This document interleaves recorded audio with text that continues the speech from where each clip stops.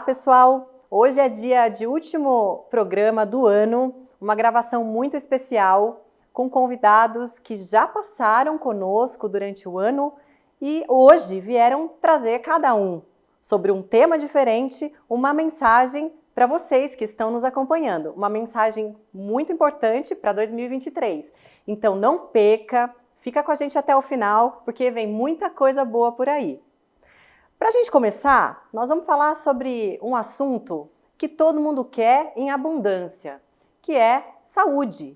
E para falar com a gente sobre isso, nós estamos com o Dr. Daniel, evangelista, e ele vai falar um pouquinho para a gente de coisas positivas para 2023, coisas que a gente pode colocar em prática e que com certeza colaborarão para que a gente tenha um ano melhor. Olá, Daniel! Olá, é um prazer estar participando desse momento tão especial, com todas essas pessoas especiais. E eu começo a minha mensagem fazendo uma pergunta. O que é saúde? Vocês já pararam para pensar?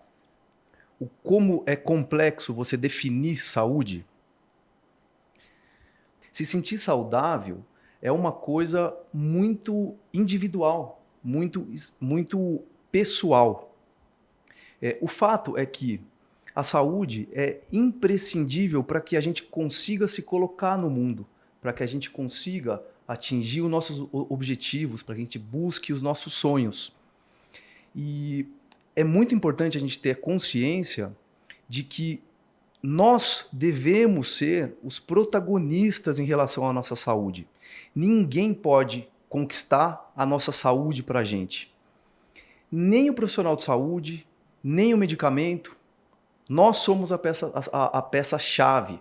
É claro, os profissionais podem nos orientar em relação aos ajustes da alimentação, do sono, o tratamento adequado para uma doença, mas saúde não se resume a isso. Saúde, ela se confunde com bem-estar. E o que te faz bem? É essa a pergunta. E ninguém pode responder essa pergunta melhor do que você. Saúde não é uma coisa estática. A gente oscila entre momentos de mais saúde e menos saúde, né? A Organização Mundial da Saúde define saúde como não só a ausência de doença, mas também o pleno bem-estar físico, mental e social. Olha que interessante, apesar de ser uma definição bastante utópica, porque é muito complicado na sociedade que a gente vive atualmente, a gente se sentir plenamente bem, a gente pode ter como norte. E fica claro que saúde não se resume ao nosso corpo físico. A gente tem que incluir também nisso as questões psíquicas, psicológicas e as questões sociais. A gente precisa estar se sentindo bem dentro da sociedade que a gente vive. Por isso que é importante, na sua busca por saúde, você também considerar as pessoas que te cercam, o bairro onde você mora, a cidade que você mora, o país que você vive. É muito mais fácil você se sentir saudável dentro de uma sociedade que as pessoas se sentem saudáveis. Então, eu desejo que nesse final de ano, as pessoas possam refletir sobre essa pergunta que eu fiz. O que é saúde para você? O que precisa ser feito para que você melhore, para que você atinja o bem-estar? Mas que a gente não pare na reflexão. Que em 2023 a gente possa agir, a gente possa colocar em prática as soluções, as correções, os ajustes que a gente considera importante para que a gente conquiste a nossa saúde. Lembrando que essa busca, apesar de ser individual, o objetivo dela também tem que ser coletivo. É essa a mensagem que eu queria deixar para vocês.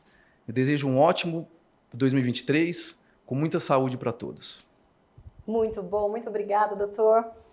É isso aí, gente. Vamos colocar em prática, logo em janeiro, todas aquelas aqueles planos que nós traçamos nesse ano, mas não conseguimos, né? Tá vindo aí um ano inteirinho em branco para você escrever a sua história. E com saúde tudo fica mais fácil, é tudo que a gente precisa, é tudo que a gente quer, não é? Todos devem cuidar da saúde, independente de ser vegetariano ou não. Tá. Então todos devem procurar um nutricionista para ter uma alimentação saudável, independente de que tipo de alimentação você faz. E para você se tornar vegetariano, vegano, tanto o nutricionista quanto o médico podem ajudar, desde que sejam profissionais capacitados para isso, porque existe muito preconceito, não é só no público geral, mas também nos profissionais de saúde. Então, hoje tem muito mais informação disponível. Então, eu acho que quem pretende se tornar vegetariano ou vegano é conversar com as pessoas, com outras pessoas que já fizeram a transição. Eu acho muito importante, sim, procurar um profissional de saúde que saiba orientar. Mas, de novo, eu reforço isso, porque essa não é uma orientação que serve só para vegetarianos. Isso serve para todo mundo. De novo, eu vou fazer uma comparação com um carro. Não que eu estou igualando também o carro com o corpo humano, mas a gente leva o carro fazer revisão para ele não quebrar. Por que a gente não vai cuidar da nossa saúde antes dela quebrar, né? Antes da gente adoecer? Então eu recomendo sim, tanto que o vegetariano quanto o onívoro procure uma orientação para deixar a saúde cada vez melhor. Agora, para complementar o nosso programa, a gente vai falar sobre agrofloresta e meio ambiente. Quem está aqui com a gente é a Cris e o Pedro, lá do sítio Berelu. Eles já gravaram uma entrevista com a gente, nos explicando muita coisa legal sobre o ramo que eles atuam e também o conceito de agrofloresta. E hoje eles vieram trazer para a gente uma mensagem também de que maneira a gente pode contribuir para um mundo melhor, um ano melhor e, por que não, para a nossa saúde também. Bem-vindos, Cris e Pedro, uma honra estar aqui com vocês novamente. Obrigado pelo convite, Ana. viu, Ana? E o espaço agora é de vocês, por favor, deixem as suas mensagens. Ana, primeiro a gente queria agradecer o convite de participar do seu programa. E é um tema muito propício, né? Saúde. Eu acho que é impossível a gente falar sobre saúde sem falar sobre alimentação. Se a gente falar sobre saúde e alimentação, a gente não consegue também deixar de falar de agricultura, que é de onde vêm os nossos alimentos, né? Então nós, enquanto seres humanos, nós praticamos agricultura no planeta Terra há pelo menos 12 mil anos. E se a gente quiser continuar praticando agricultura no planeta Terra pelos próximos 10, 20, 50 mil anos, a gente vai ter que encontrar práticas regenerativas de fazer agricultura.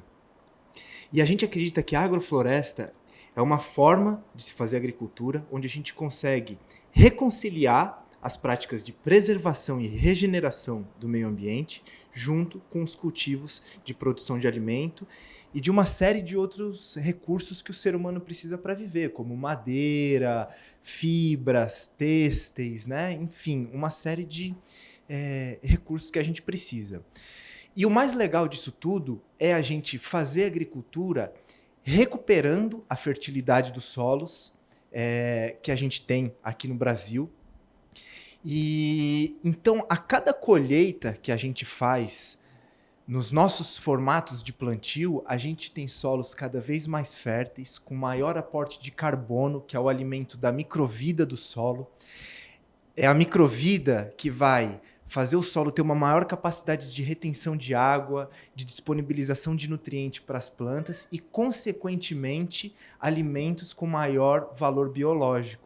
A partir do momento que a gente tem um solo rico em minerais, em nutrientes que as plantas precisam, a gente tem plantas com mais valor biológico nos alimentos que elas produzem, né?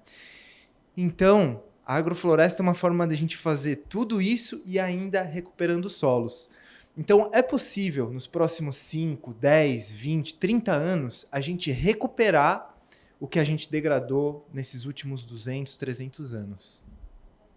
E eu e o Pedro, enquanto agricultores, que a gente vive a agrofloresta na prática todo dia, a gente vê ali os benefícios que essa forma de fazer agricultura traz para a gente, enquanto seres humanos, mas também para toda a fauna e flora, né? A gente entende que o ser humano é natureza. Então, a gente precisa trabalhar junto com a natureza, a favor dela, em prol dela, né? A natureza é um mecanismo extremamente inteligente e nós, enquanto seres humanos inteligentes, precisamos atuar junto dela, né? O Brasil é um país que lá atrás era rico em floresta, uma coisa abundante. Então a gente acredita muito que a agrofloresta é uma forma do ser humano se reconciliar com a terra, né? E produzir alimento para a gente, para todos os animais, recuperando nascentes, rios e sair desse sistema de escassez, buscando cada vez mais abundância e saúde para todo mundo. É possível e fica essa nossa mensagem para que todo mundo que em 2023 tem esse desejo de migrar ou aprender um pouquinho mais sobre a agrofloresta, que busque, porque é possível e é realmente fantástico o poder de regeneração que ela tem. Muito obrigada. Quanta dica valiosa que a gente tem hoje aqui, hein? Agrofloresta, vamos falar um pouquinho sobre a parte conceitual. Para o pessoal que não entende muito sobre isso, assim como eu, saberem o que é. Vocês podem falar um pouquinho sobre isso para a gente? Então, Ana, de uma maneira didática, agrofloresta é basicamente uma forma de se fazer agricultura, onde nós, no mesmo ambiente agrícola, nós cultivamos plantas de interesse florestal, como por exemplo madeiras ou castanhas, consorciados com culturas de interesse agrícola, que são basicamente plantas que nós cultivamos para nossa alimentação mesmo, como mandioca, milho, abóbora, café, enfim, uma diversidade de espécies que vai ser determinada pelo agricultor mesmo, que vai cultivar, a vocação que ele tem, as plantas que ele gosta. Então, com base numa série de práticas e sistematizações desse sistema, né, da agrofloresta, ele vai definir as espécies que ele vai cultivar e organizar tudo isso de uma forma que todas essas plantas consigam se desenvolver em harmonia. Sim, é muito importante o conceito do tempo e o espaço na agrofloresta. Todas as plantas elas podem habitar aquele espaço desde que elas estejam alocadas corretamente no seu espaço e permaneçam lá até o tempo correto. E não acabou não, porque no segundo bloco a gente vai falar sobre moda e sobre arte com mais 2 convidados muito especiais. Então segura um pouquinho aí que já já a gente volta.